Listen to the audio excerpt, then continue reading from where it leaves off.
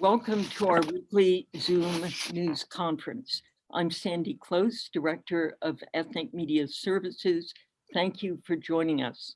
Today, our briefing focuses on the future of ethnic small businesses, the sector hit hardest by the pandemic and critical to the recovery of local communities, to our own ethnic media sector, and to the economy overall. Over 200,000 small businesses closed down over the last year. Will those that survived catch the boom many are predicting? What can policymakers and private enterprise do to help? We are honored to present three speakers: Everett Sands, CEO of Lendistry, which helped thousands of small businesses secure loans through the Paycheck Protection Program.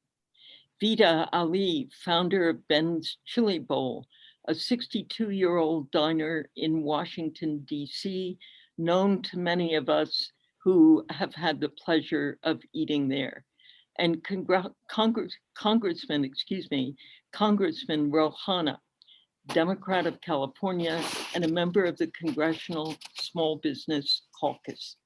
We ask presenters to speak slowly, please, for our interpreters: Oscar Arteta in Spanish, Jackie No in Korean.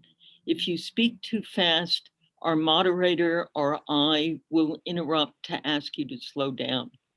We invite reporters to enter your questions in the chat box. We will make time for each speaker to get questions, and again at the conclusion of the panel. We look forward to sending you a video of today's briefing, expanded biographies of each of our speakers, and relevant collateral this afternoon. Now I turn the conference over to today's moderator, Sunita Sarabji. Sunita, take it away. Thank you so much, Sandy, and welcome to all our speakers and to all our reporters who show up each week on these briefings. We're very excited to have all of you here with us today. Let's get right to it. As Sandy mentioned, Everett Sands is the CEO of Lendistry, which has helped thousands of small businesses stay afloat amidst the pandemic. Mr. Sands, welcome. Thank you. Thank you. Happy to be here. Thank you, Sunita. I think you were going to talk about the impact of the pandemic on minority-owned small businesses and how Lendistry has worked with them, what additionally needs to be done, what private enterprise can contribute to recovery. Absolutely. So I think the first thing we should always think about is that most small businesses were in a financially precarious position going into the pandemic. The pandemic actually exacerbated the situation. It also brought to light that many of our small businesses are missing a couple of things. The first thing is the infrastructure and or the knowledge by which to put together the proper paperwork and a variety of different things. Lending specifically was exposed, but I would also expand that to say contracts and opportunities to execute in the small business. The second thing that was exposed is the lack of access to capital. And so Lendistry has been obviously extremely focused on that, and I will get into that in a moment. And I think the third thing that they were exposed to is not having the resources to be able to exist for a longer period of time. And so what we typically call that is reserves. What we've tried to do at Lendistry is we've tried to focus on all three of those things. One, by trying to help educate small businesses on the different opportunities, the different ecosystems that are out there. And so we've spent a significant amount of time running 12 programs, which is soon to be our 13th, as we were just awarded the New York State Grant Program, which is $800 million to small businesses across the state of New York. And we're trying to help small businesses understand that there are opportunities for them to receive capital. Most small businesses do look at federal programs similar to SBA, but what they should be aware of is that each state has programs as well. For example, New York has loan guarantee programs that they provide to help small businesses when they don't have collateral. Washington, D.C. has the same, and so does the state of California. Most states also, as a result of the American Rescue Bill, receive roughly $1 billion or more to help with many programs. The majority of that money appears that it's going to be concentrated towards small business for obvious reasons, to bring back jobs, to spur the economy, and also to help the city, state, or county in terms of increasing its revenue. The second thing I would say is that small businesses do have opportunities with federal programs. We commonly know about the SBA program and SBA's loans. I wonder sometimes if we know that SBA also has venture capital investments. I wonder sometimes if we know that SBA has an AA certification, which allows businesses to participate in federal government programs. Industry has spent its time trying to get these resources and trying to help small businesses with these resources. For example, in the state of Pennsylvania, we facilitated with a group of 17 other mission-based lenders to help deploy roughly $280 million in capital throughout that state. In the state of California, we brought together 60 partners and 500 sub-partners to deploy roughly $2.5 billion in that state. And in PPP, we were recently awarded $1 billion from Goldman Sachs. I'm not sure if you're aware, but PPP is still in existence. It is supposed to go until May 31st. However, I would encourage any small business that has not applied to apply immediately, because we are anticipating that the money will run out before May 31st. And it could quite possibly be that today is the last day. So if there are any small businesses who have not applied, we're going to encourage them to apply. The industry is seeing right now, surprisingly, tens of thousands of applications come in the last week for small businesses that are anxious to apply.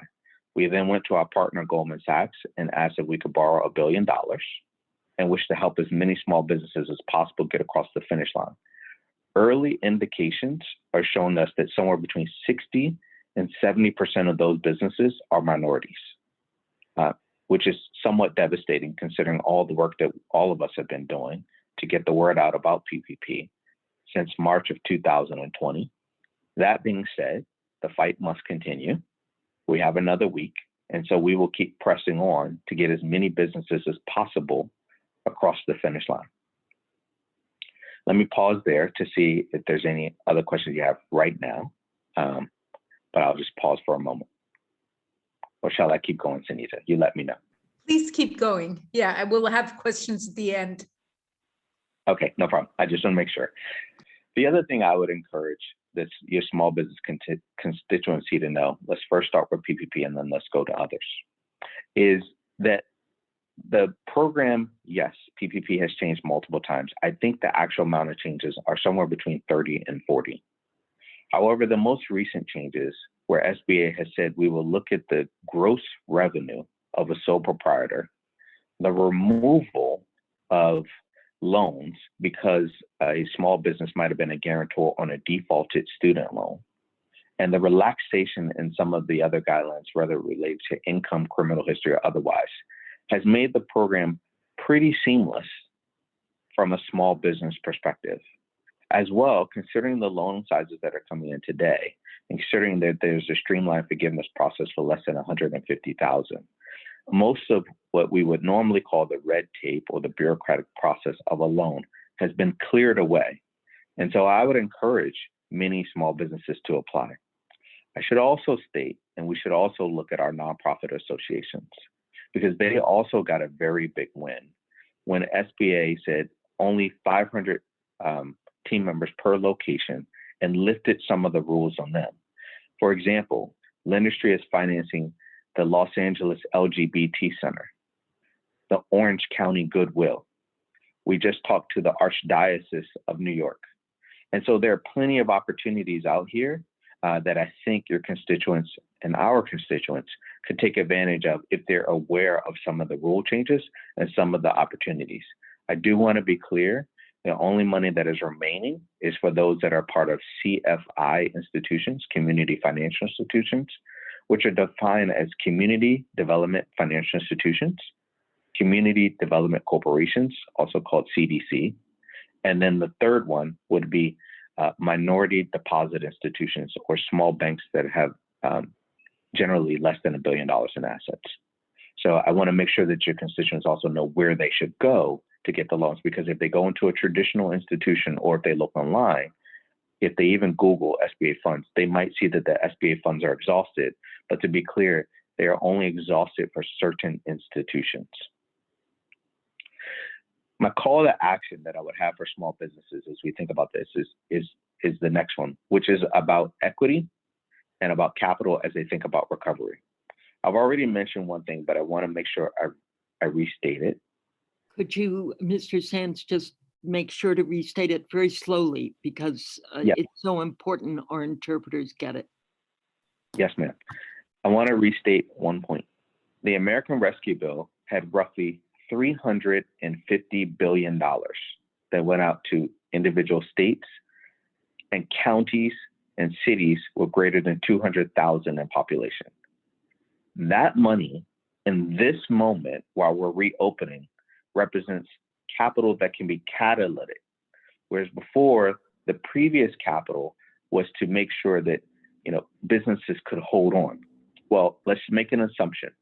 If you are allowed to open, and you can open, then therefore you should be able to receive some type of revenue. I recognize it won't be 100% of revenue unless you are lucky or unless you had an opportunity to pivot. But let's just assume you have some type of revenue and you can receive one of these grants, because most of the states and counties have decided it's going to be grant money. I think it is extremely important that the small business owner, one, look at advocacy work to see where the money is going and who it's going out to. Two, talk to their economic development, their cities and their states and their counties to find the programs. And then three, most importantly, apply. Okay. And so we must apply, even if we don't know the information, even if we get it wrong. What we've learned through the pandemic is most opportunities are going to come a second time. If you look at PPP, it's come a third time. And so it is important that the businesses apply. This equity, this combination of small businesses getting equity capital, and I define equity as money that can be infused in the business without dilution, okay, not traditional equity, which is money infused in a business with dilution, is pretty monumental. And as I previously said, has an opportunity to be catalytic. So let me give you an example. SBA had the Restaurant Relief Fund, which we all know that when the words come out, they don't always mean exactly what that says. Restaurant is defined as a brewery, a winery, a restaurant, an in-service bakery, an in-service eatery, right? And we all know that it was oversubscribed. 30 billion went out. But we also know that Congress is making a decision about possibly adding more money to this because they had over 90 billion come in. The key question I would have for those who might be listening or reading is, are they ready for when it gets opened back up if you missed it, right?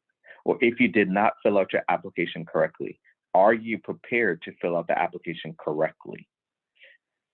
Are you paying attention to the fact that, and do you have something where you're checking the Restaurant Relief website weekly so that when it does open back up, you're ready?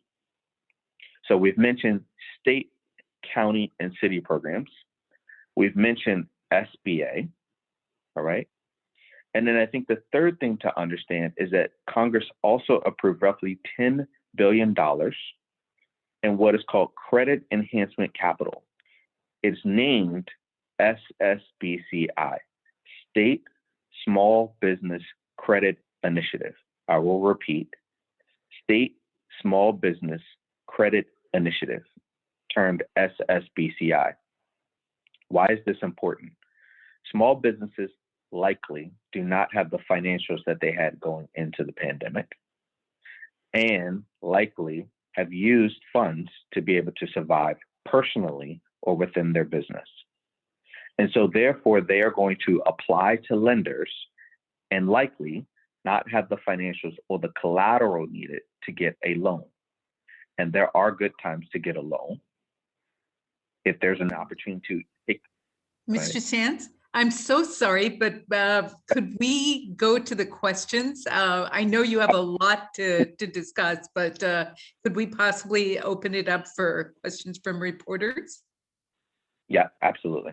All right. Our first question comes from Pilar Marrero. Pilar.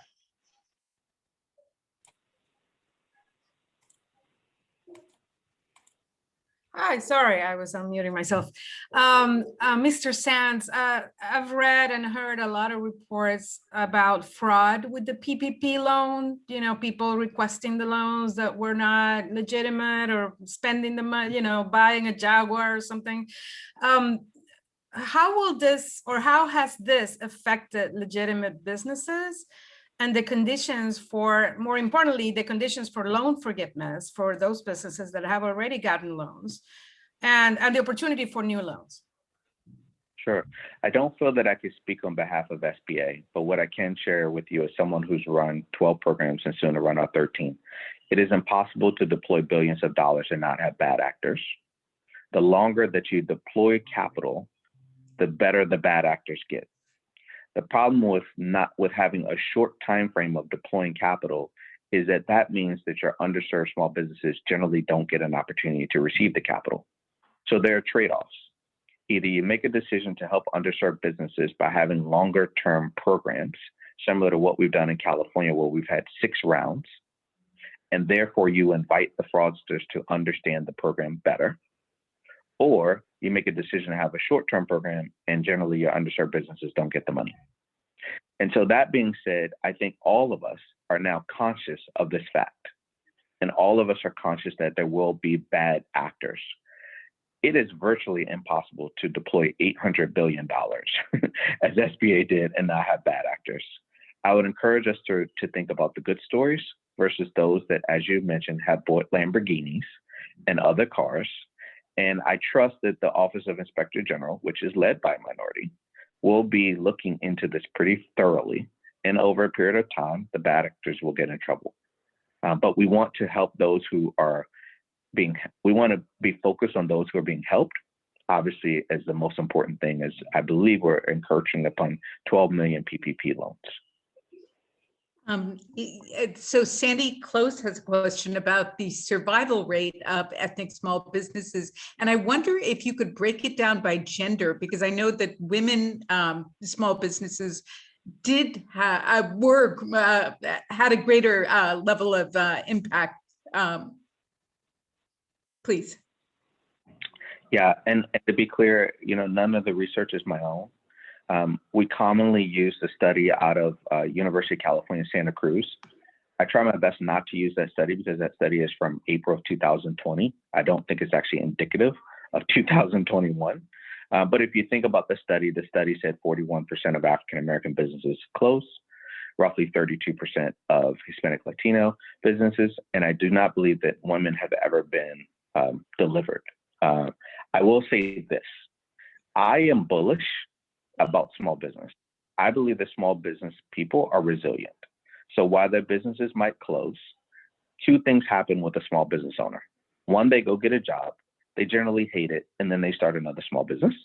Or 2, they start another small business. Either way, they start another small business. And so I believe that even though we have lost a lot of wealth, and I do believe that even though we've lost a lot of small businesses, over the next couple of years, we will see those small businesses come back. We should also point out that Inc. magazine and Fortune magazine have both stated that 2021 is the #1 year for small business creation in the United States.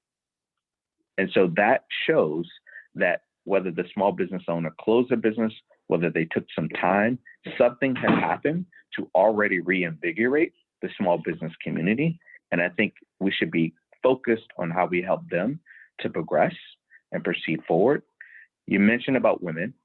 Let's also be clear that women-owned businesses have been the #1 started businesses, or women as a category, have been the #1 group of entrepreneurs easily over the last 5 years. And I believe if we really dug deep, it will be over the last decade. That being said, there needs to be significant focus and concentration on women-owned small businesses.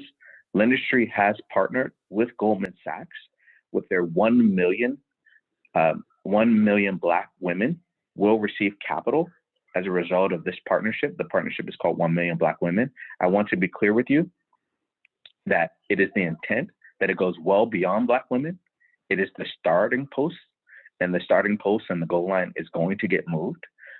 It is not intentional to take only Black women into these programs. It started with the Restaurant Relief Fund in terms of encouraging that. More to come on that, I would assume, right after July.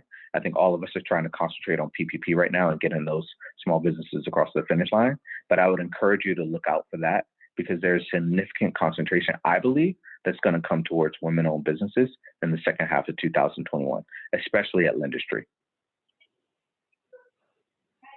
I wonder if you could stay on for one very important question from Oni Advincula. Would that be okay? Yeah. Oni, please ask your question.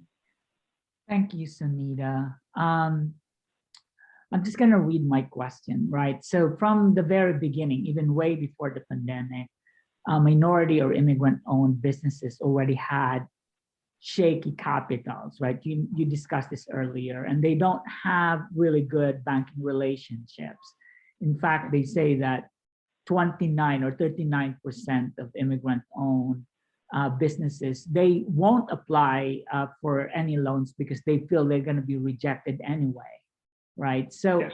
How do you think banks should and other lenders should address this racial disparity or the racial inequity in lending and expanding access to credit in communities of color? What have you been seeing nowadays that this banking, that lending companies and banks are doing to address this? Yeah, thank you for the question, Oni. I mean, actually, this is key to my heart. Listen, my grandfather was the first African-American tailor to own a tailoring shop in Washington, D.C. First African-American to get a contract from the U.S. Army in Washington, D.C. And while he wasn't necessarily an immigrant, I believe that part of the strife that he had is similar to what immigrants have had. And it's also key to our mission at Lendistry, and we take it to heart. So I'm going to answer to you what we've done and what I think others can do. The first thing is you have to have immigrants and you have to have minorities as part of your leadership team, because they have an understanding of the fabric of what the small business is going through, mostly because many of them, one generation or two generations ago, are products of small business owners. And so at Lendistry, we're 80% minority led. Obviously, I'm the leader. And so you know what the thought process is at the top. I think the second thing is we have to get into the capital deployment business. You know, one of the things that happened to me personally, I would say COVID was the call to action. Floyd made me rip up my call to action and try to make a decision about how to 10X it. And so what that meant for Lendistry is we had to get involved in the deployment of capital business. That's how we ended up taking on 12 different programs, because we had to sit there with the leaders. And I will share with you, as recently as this week, we had to tell a program leader that that we need to allow for I-10s. So if we weren't sitting at the table, it's potentially that I-10s wouldn't have been allowed into that program, right? But if we're not sitting there at the table to be the deployers of capital, right, then we can't even make that notion, because the other person, let's just be honest, they might not understand what the I-10 community is, how to lend to it, how to deploy capital to it, even the documents that they might have that can make you have a sustainable program. And then the third thing I would say is that I think the reliance on banks is important, but we need to start thinking about alternate financial institutions to meet our goals. And so that's why I'm very bullish on the CDFI community and more collaborations in the CDFI community. If you notice, the federal government has paid more attention. We already have 1,100 institutions in the US that already have this intentional focus. Thank you. Could I ask one quick question for the interpreters and a couple of media? When you refer to I-10, we don't always know the terms, Mr. Sands. Oh, sorry. Sorry. Individual tax identification number. Okay. EIN, individual tax identification numbers. If you I-10, do not have, of course. if you do not have a social number, you can get an I-10. and run a business. You can't always get other benefits, which leads to part of Oni's statement. But we're trying to change that. Thank you. Thank Mr. you. Sands, thank you so much for joining us today. This was tremendously useful information, and we really appreciate you being on the briefing. Thank you. Thanks for the care. opportunity. Thank you. We next introduce, we're honored actually to have Virginia Ali, who founded Ben's Chili Bowl 62 years ago and in Washington, DC, and has been so much a part of the history of the community there. Miss Ali is joined with her daughter-in-law, Vida. Welcome both of you to this briefing. Virginia, could you start by telling us how you founded Ben's Chili Bowl 62 years ago and how the pandemic impacted your ability to serve the community as you have for all these years? Thank you. Thank you very much for having me. Yes, my husband and I wanted to open a restaurant. It was his great idea that we opened a little restaurant in Washington. And the ideal situation would be, what was most important was finding the ideal location. So we were able to do that right here in our own community, which was known as Black Broadway at the time.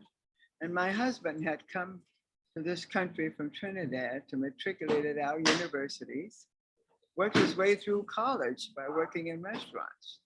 So he was pretty well versed in the know-how of operating a restaurant. I worked in the bank and we met. And of course, we decided that this would be just a wonderful way to start a business, become employers, and hire people from the community, and just look around for the ideal spot. Black Broadway was that location. It's right here on U Street, just a few blocks from Howard University. And we were able to obtain 1213 U Street was the number. We were able to find the architect, the contractor, the plumber, the electrician, and the cabinet maker right in the immediate vicinity, and started to work on this business and opened up a very colorful place that with a front glass window that people could see all the way into. And we wanted to be a community-based place. We wanted to make it home away from home for our guests as they entered. And we were able to accomplish that in just a short time. I think, there was a theater next door, one in the following block and one in another block. So we had the walk-by passengers, people coming in regularly. And we did have a busy, thriving, segregated African-American community back in those days. So we opened, and my husband had this amazing chili sauce recipe that he'd come up with. He came from Trinidad where spices was the thing to deal with. And so we opened this restaurant and decided that the hot dogs was America's basic food at the time. We had a breakfast sauce that he thought we could turn into a delicious sandwich. We called it a half smoke. And if we topped it with his mustard, onions, and spicy chili sauce, it would be ideal. So we were able to do that. And because we had become so connected to the community in 1968, when Dr. King was assassinated, we were really pretty much a safe haven for people to come into at the time. And I remember the evening, someone just rushes into the door and said, Dr. King has been shot, and we're very upset about that. And everybody's in tears and crying. And then that sadness turned into frustration, and the frustration turned into anger, and an uprising began. That was a very scary period for us. It was one of the many struggles that we've had to deal with in the 62 and a half years that I've been here. So the uprising was so messy that the mayor at that time had to bring a curfew to the neighborhood. Ben's Chili Bowl was the only place that was allowed to remain open during those 3 nights of curfew.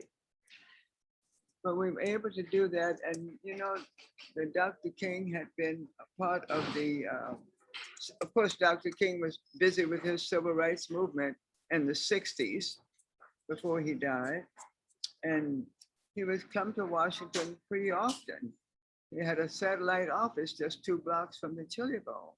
So he would come to Washington, particularly when he was planning his March on Washington that took place in 1963. And I remember him coming into the Chili Bowl and sharing his dream with me on occasion. And I remember him telling me such a profound story when he said that he had a meeting with President Kennedy, and told President Kennedy that he was going to bring a lot of people to the city to protest the injustices of African Americans. And President Kennedy said, I don't think it's a good idea. If there's an incident, it would set your movement back. I think you need to be very careful. Dr. King said there won't be an incident. And as you can recall, there were 250,000 people here for that March on Washington without a single incident. And that was an amazing accomplishment. We left that march on that very hot and that very beautiful day. We left that march uplifted and happy and motivated because we knew that change was going to take place.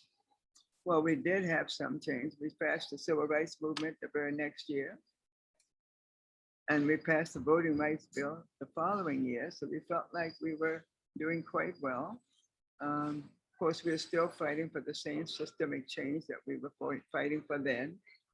But after that was all over, many of the businesses didn't reopen.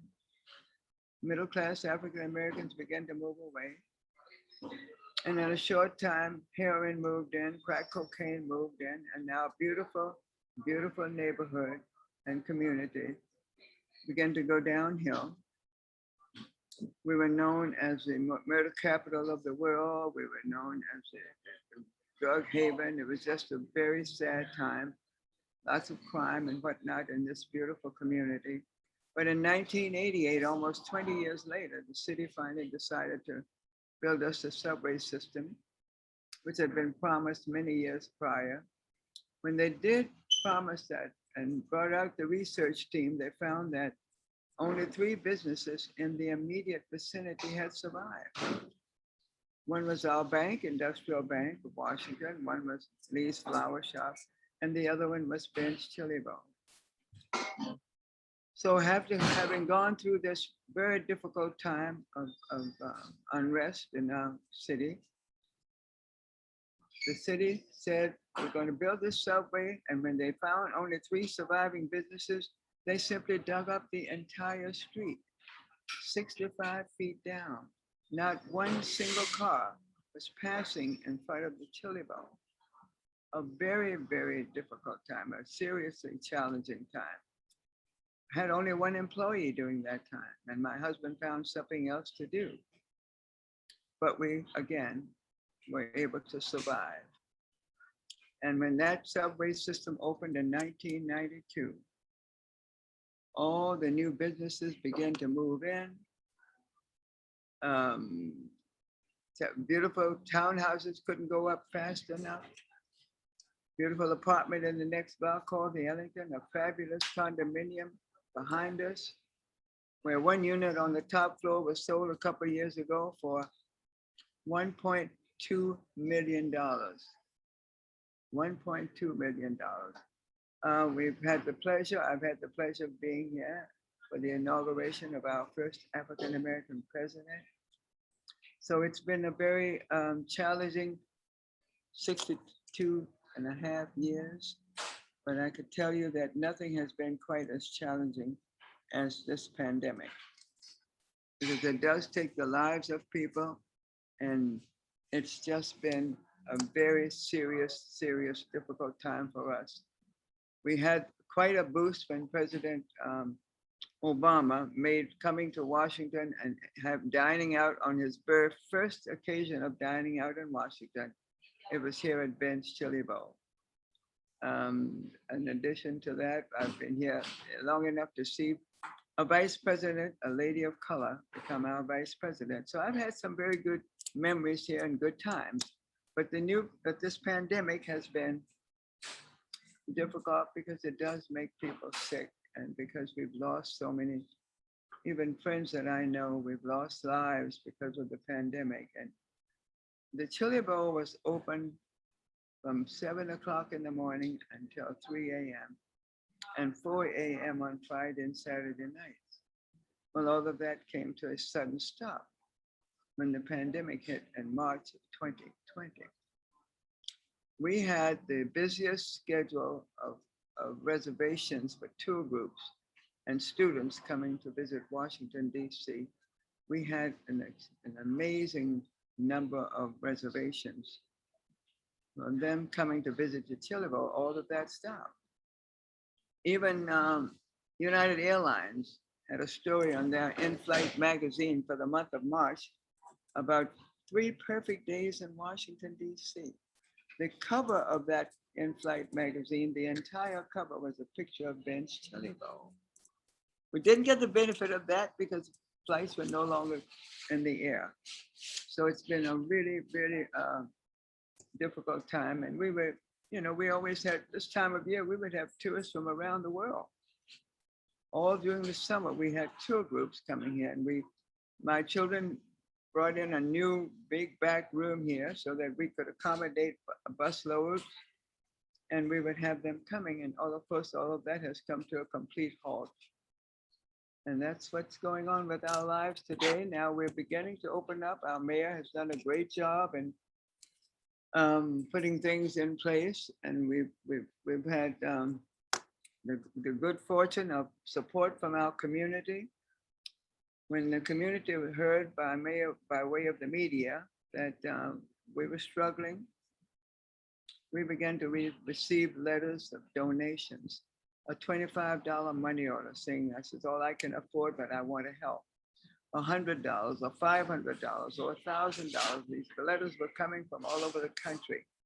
And we were able to take those funds and give back by preparing lunches for the medical staff at Howard University Hospital or the Washington Hospital Center, or first responders, or the fire department, teachers, even protesters. And we've continued to do that up to now, which has really been a big help for us. We have, as Mr. Sands talked about, we were able to get, not at first, but the PPP, the first time around. We had to wait for the second go round because the money had gone so fast. And that certainly helped us to hold on to our staff. But the hours that we are now operating is, instead of being 7 a.m. to 3 a.m., it was from 11 to 5. And we offered curb service, online ordering, Uber Eats, Grubhub, all of those kinds of services.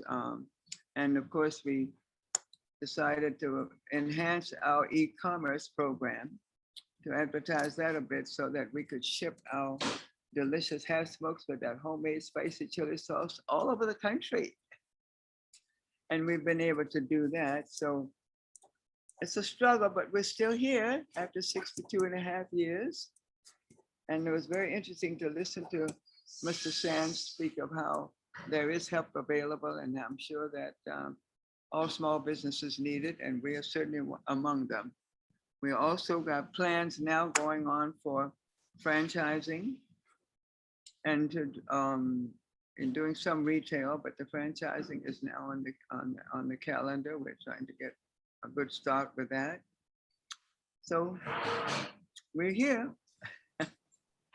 Miss Ali, was there any point at which you thought you might have to shut down permanently? And how did you get around that?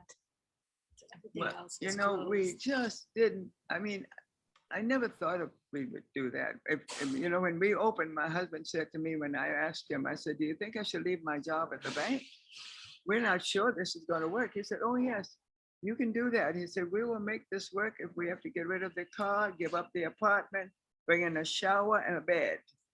Well, we didn't have to do that. So we were determined to hang in here. I had the good fortune of my 3 sons whom we sent off to prestigious universities. One's a lawyer, but they all decided to help with our bench chili bowl.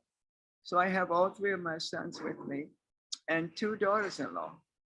And they've opened up a couple of other stores. We've had to close one of them. But to close down, I couldn't bear to think about that. No, I couldn't bear to think about that. It certainly was very lean times, yes, very lean times, but I didn't want to think that we'd ever close, no. Okay, I lost your voice. Whoops. May I ask you one more question before we move on to the chat, which is access to capital in the 1960s when you started up must have been very difficult to obtain. Can you compare that to being able to access capital amid the pandemic? It was very, very, very difficult back in the 1950s when we opened the chili bowl. It was really very difficult. For minorities, especially difficult, you know, and we were a young couple. So yeah, that was really, really very difficult. Now, it is much easier to obtain some funding now. We've been able to do that. We've built a reputation for ourselves as being a solid business with a good reputation and good financial background in terms of paying our bills and that kind of thing. So it's much easier now than it was then.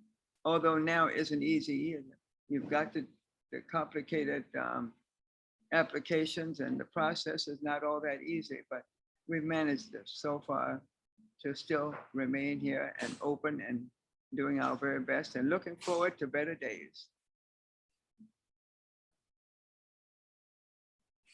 Vida and Virginia, thank you so much for joining us today. We really appreciate your presence at this briefing. And thank you again, and best of luck to your continued survival. Well, thank you very much for having us. Thank you for having us, Sunita. All right, you all take care. Okay. We are next honored to welcome Congressman Ro Khanna, who represents the East Bay in Northern California. Congressman Khanna, welcome. Thank you, Sunita. Thank you for having me. Should I just speak for a few minutes or? Yes, please, if you would. Could you speak about what is in the congressional pipeline to aid small business recovery going forward? Whether you thought that the previous rounds of funding were sufficient and your critiques of those previous rounds of funding, and we'll go from there. Well, I appreciate it. I was a big supporter of the PPP program. I thought initially it was not targeted correctly. A lot of the people who were getting the money were multi-million-dollar companies or people who had relationships with banks. And it particularly was hard to access for the disadvantaged communities, for Black and Brown communities. I'm so sorry to interrupt, but could you please speak a bit slower for our interpreters? Sure. Originally, it was not targeted properly. It didn't go enough to the Black and Brown or Asian communities because you had to have a relationship with the big banks. And so I am a supporter of Ayanna Pressley and Kamala Harris's bill, actually, that would set aside funding for Latino, Black and Brown entrepreneurs and small business owners so that you have the opportunity to get this funding even if you don't have a relationship with a big bank. And, we'll see the prospects of that. Right now, the focus on Capitol Hill is on infrastructure and building roads, bridges, airports, broadband. I want to make sure that that money is distributed with small business owners in mind and with racial and gender diversity in mind, so that we are looking and not just at who the vendors are who will be doing this work. And I think that's the best chance of getting small businesses engaged with this infrastructure package and the president's jobs plan. But I think the two lessons of the small business aid were, one, make sure we're not just defaulting to big bank customers, and two, make sure that we're really looking at the racial and gender distribution of the aid.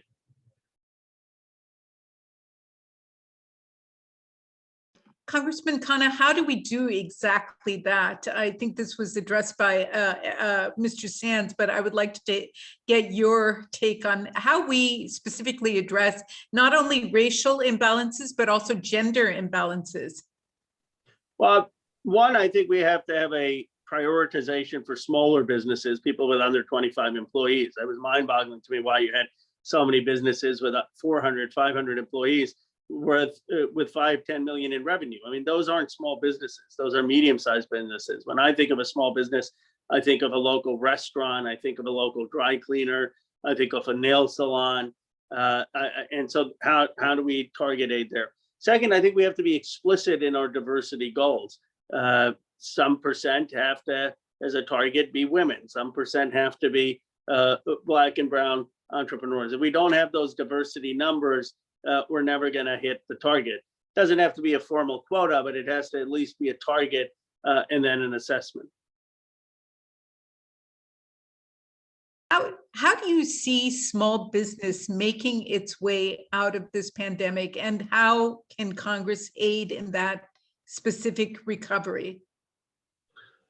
Well, I think it depends on which small business. I mean, if you've survived up till now, I think it's a pretty good news with consumer spending as high as it is, 10% growth in this next quarter. We're going to have a pretty good recovery. And I think small businesses I'm talking to are feeling that the business is coming back. People are taking vacations again. People are going out to restaurants again. The virus is losing. The economy is winning, as Paul Krugman put it in his column.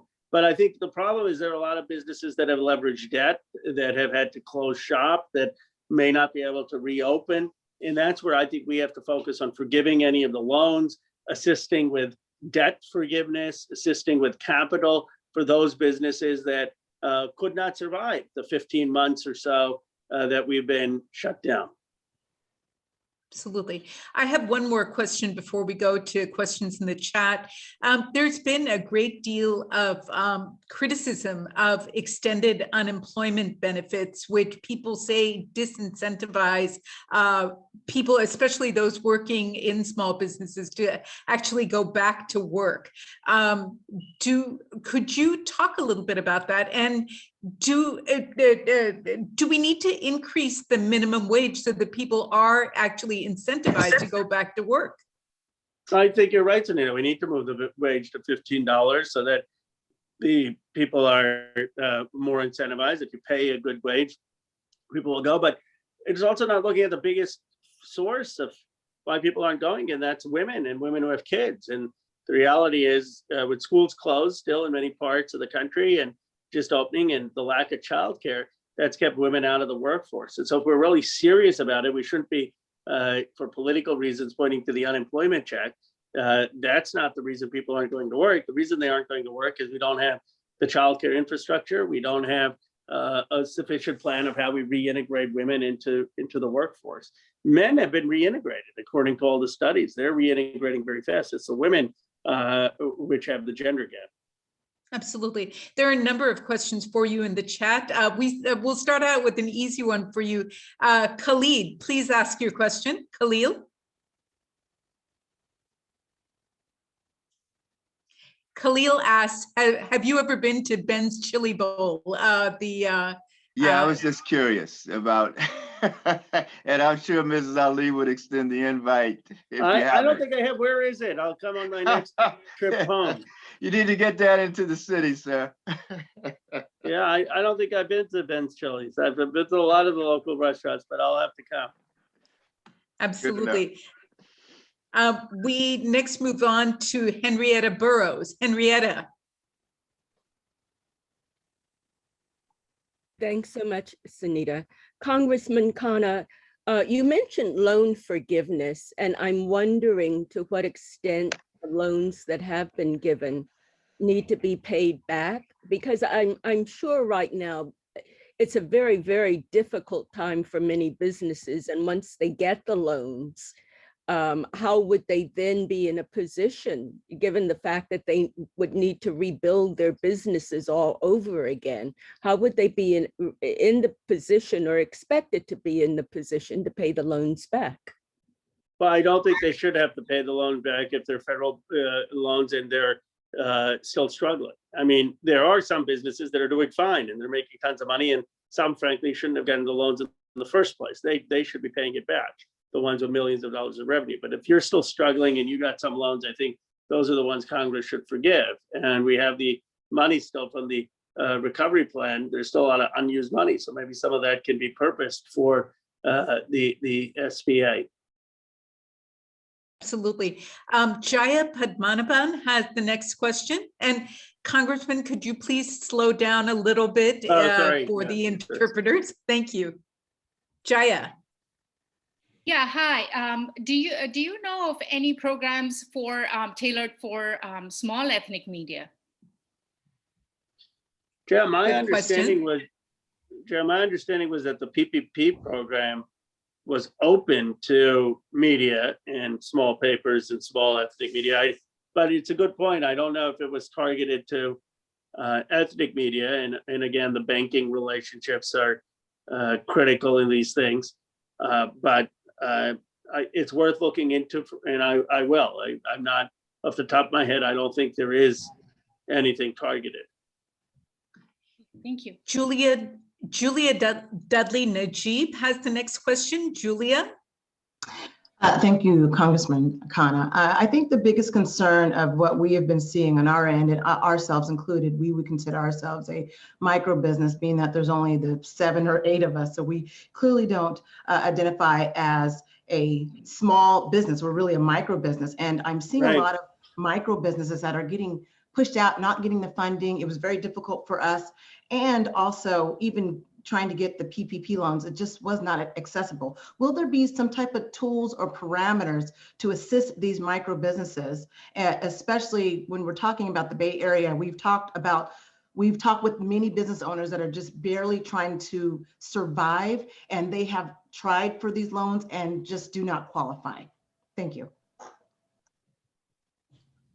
I agree with you. I think we have to look at the micro businesses. We have to look at independent contractors, independent businesses, and expand the PPP program to include those. I mean, that's who I want to help, is the 2 or 3 person business owner, and not someone with 400 employees making millions of dollars. So I think in the next round, if there is a PPP or structuring, I will push to really emphasize the micro business owners. Absolutely. Amar Gupta has the next question. Amar. Good morning, Congressman. This is Amar. Good morning. So has the administration, where's my question gone? I lost my question now. Has the administration considered other options such as direct aids based on tax returns for small businesses?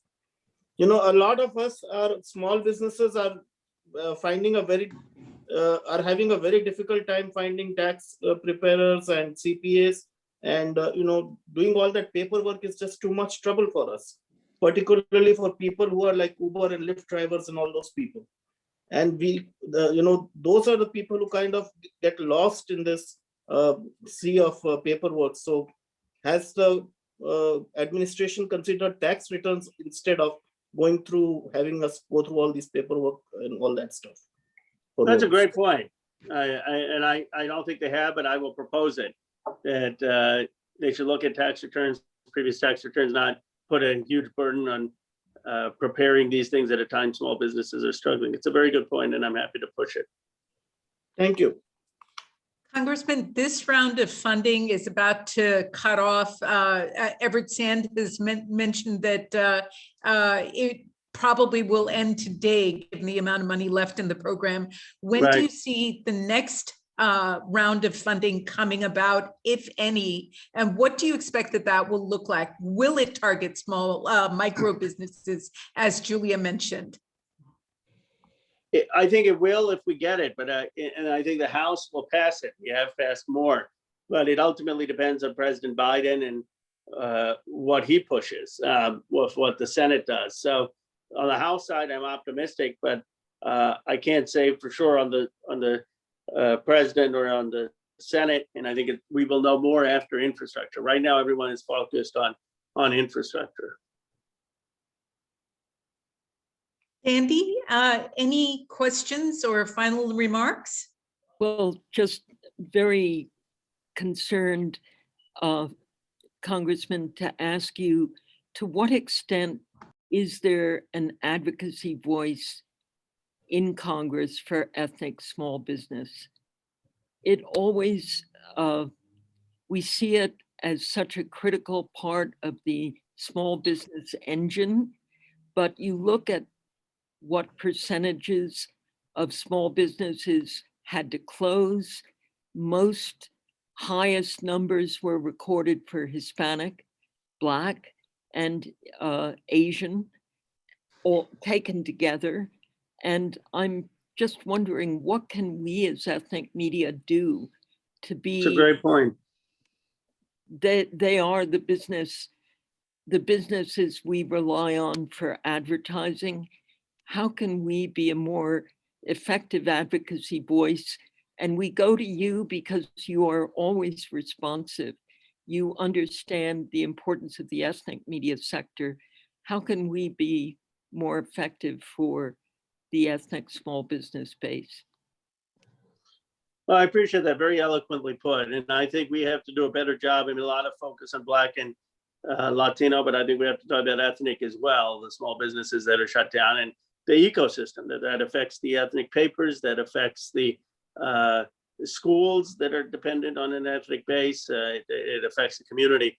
I will make that point. I will make it with Pramila Jayapal and the other Indian Americans, with KPEC and Judy Chu, and with the Tri-Caucus, with the Black Caucus and the Latino Caucus, really learn the lesson that we have to target this aid. And any future effort, I think we would have learned the lesson that the aid really has to be better targeted. Thank you. You're a powerful conduit for us to amplify the voices of what are key, as we heard from the founder of the Chili Bowl Diner. I mean, this is probably one of the most important community institutions in a predominantly Black neighborhood struggling to survive itself. And so much of the community survival rests on the small business, and particularly ethnic small business survival. So thank you so much for joining us. Thank you. We really value your voice. Thank you. Thank you. Thank you, everyone.